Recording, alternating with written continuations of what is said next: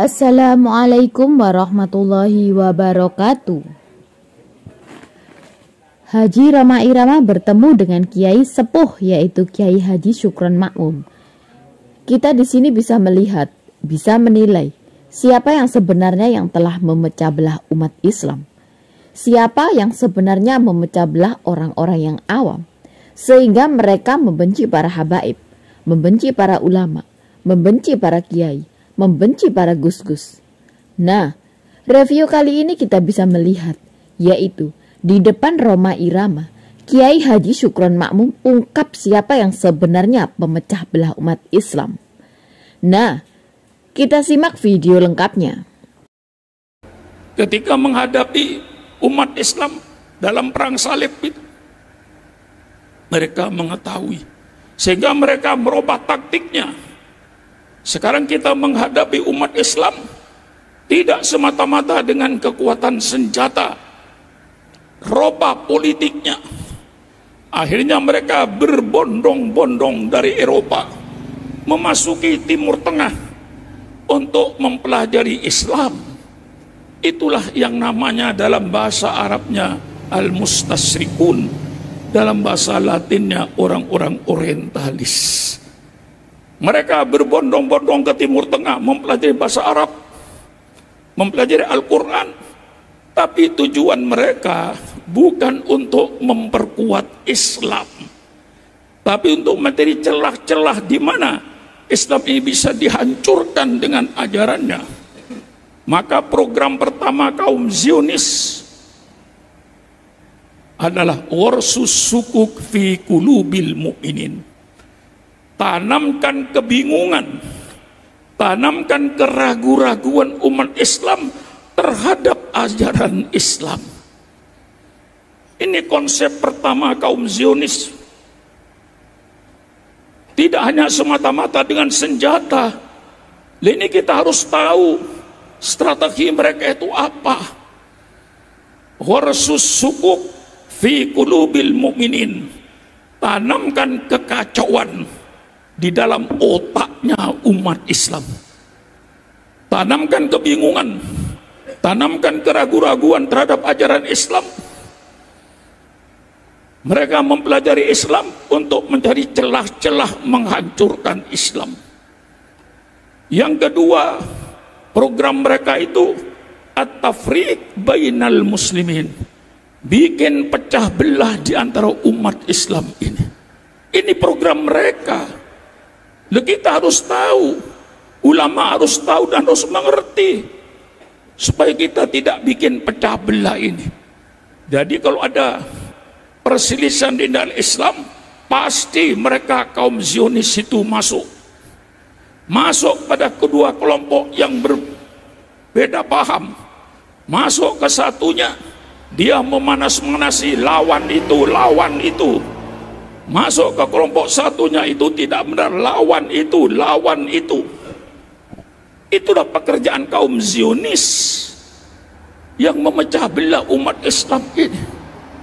Datang ke NU, pura-pura NU 100%, supaya memusuhi Muhammadiyah.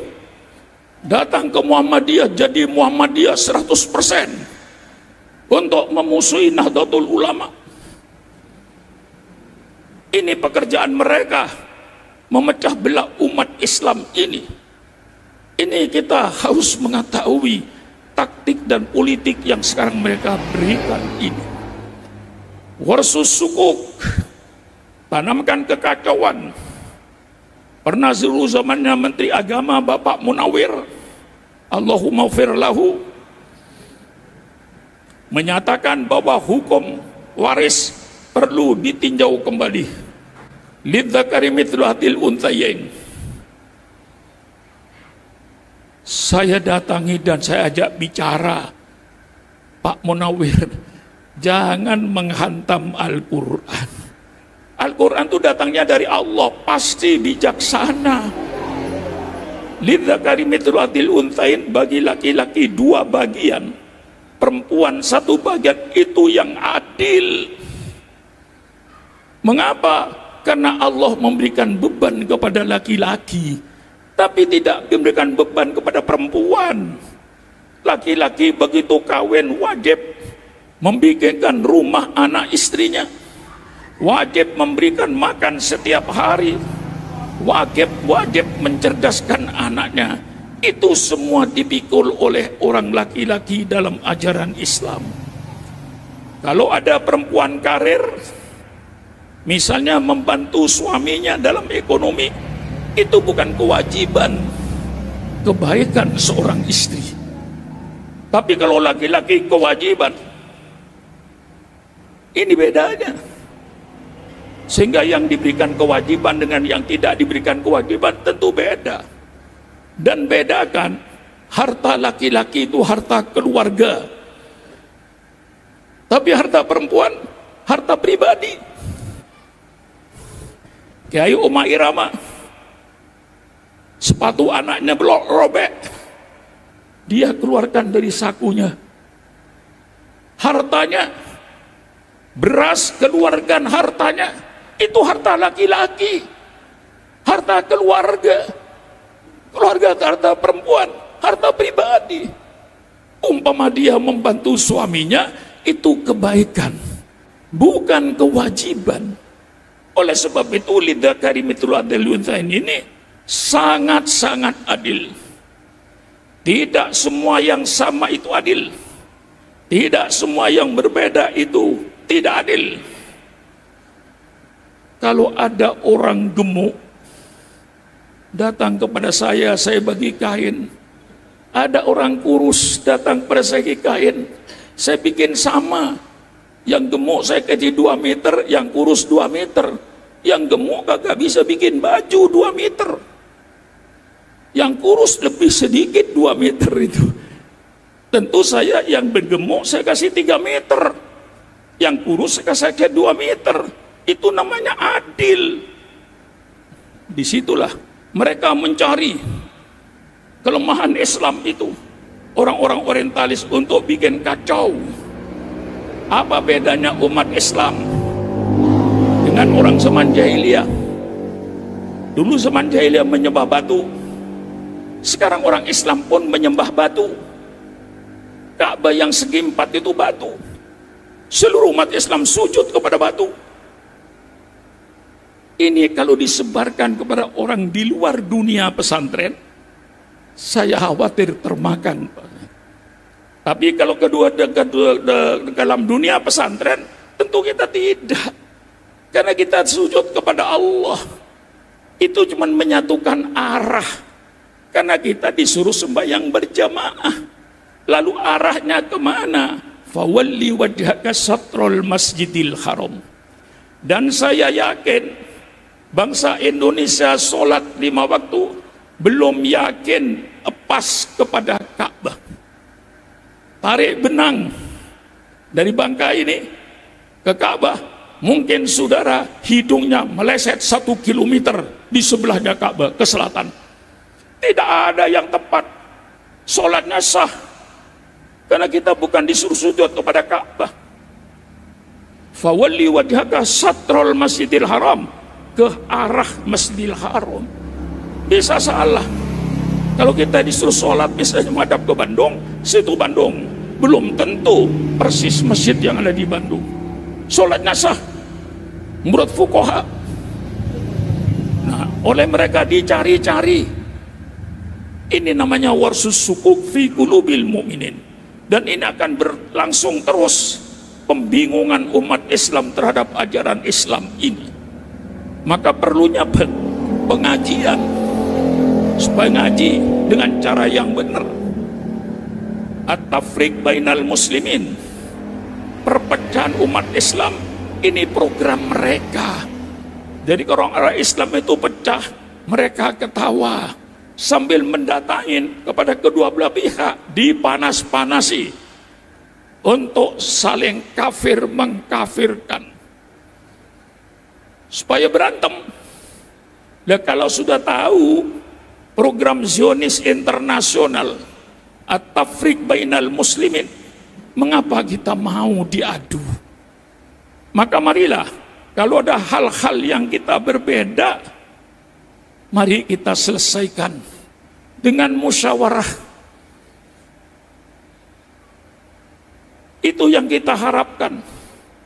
Maka pada saudara-saudara saya yang saya hormati, mari kita duduk bersama. Saudara-saudaraku yang saya cintai dari kaum Habib, datanglah ke asrama pesantren Pondok Darul Rahman. Bawalah kitab Anda, bawalah hadis Anda. Mari ketemu dengan Sukron Makmun. Kita makan nasi goreng bersama. Kita minum kopi bersama. Mari kita berbicara dengan dalil-dalil yang masuk akal. Jangan dengan emosi. Dengan emosi itu tidak menghasilkan. Mari kita bicara. Maka mudah-mudahan saudara saya dari golongan Wahabi malam ini mendengarkan pidato saya. Besok pagi tidak setuju dengan pidato saya, datang ke Pondok Pesantren Darul Rahman. Saya siapkan kopinya. Mari bicara. Jangan mengaku benarnya sendiri. Kita yang sering bicarakan bid'ah. Mari kita bicarakan. Kata-kata bid'ah itu di Quran ada. Badi'us samawati wal ard.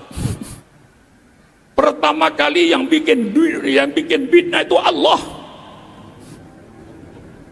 Allah bikin bid'ah. Mengapa Allah kan badi'us samawati wal ard? Allah pencipta langit dan bumi. Mengapa? Langit dan bumi bid'ah.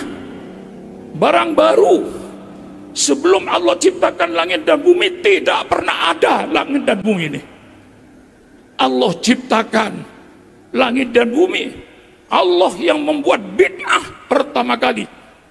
Persilakan kaum Wahabi temui saya. Temui saya. Kalau Allah itu pertama kali buat bid'ah, langit dan bumi ini bid'ah. Mengapa dikatakan bid'ah? Sebelum Allah menciptakan langit dan bumi, tidak pernah ada langit dan bumi itu. Baru ada setelah Allah ciptakan. Maka di dalam Al-Quran badi'us ismul fa'il lil mubalawah. Badi'us samawati wal ard. Allah lah satu-satu pencipta langit dan bumi. Sebagai bid'ah, barang baru. Mari kita setujui dulu. Lalu dalam istilah agama kita, bid'ah itu sesuatu yang tidak ada pada zaman Rasulullah, kemudian ada. Jadi bid'ah itu sesuatu yang baru yang tidak ada pada zaman Rasulullah. Itu namanya bid'ah. Kami ahli sunnah wal jamaah setuju. Betul itu kaidah bid'ah. Barang baru yang tidak ada pada zaman Rasulullah kemudian sekarang ada. Pertanyaannya, pakai logika yang sehat, apakah segala barang yang baru pasti jeleknya? Tolong, kayak Umar jawab. Apakah semua barang baru yang tidak ada zaman Rasulullah sekarang ada? Apa pasti jeleknya? Otak sehat berkata, mungkin bid'ah itu jelek dan mungkin bid'ah itu baik. Tidak terlepas itu. Tidak ada sesuatu di dunia yang tidak ada sifatnya. Kalau dikatakan kayak Umar kurus, mustahil gemuk. Kalau dikatakan ke Umar duduk, mustahil berdiri. Tidak ada satu benda pada waktu yang sama mempunyai dua sifat yang bertentangan. Tidak masuk akal. Mari kita bicara. Mudah-mudahan saudara saya yang saya hormati kaum Wahabi mendengarkan pidato saya ini, supaya tidak berkuar-kuar bid'ah.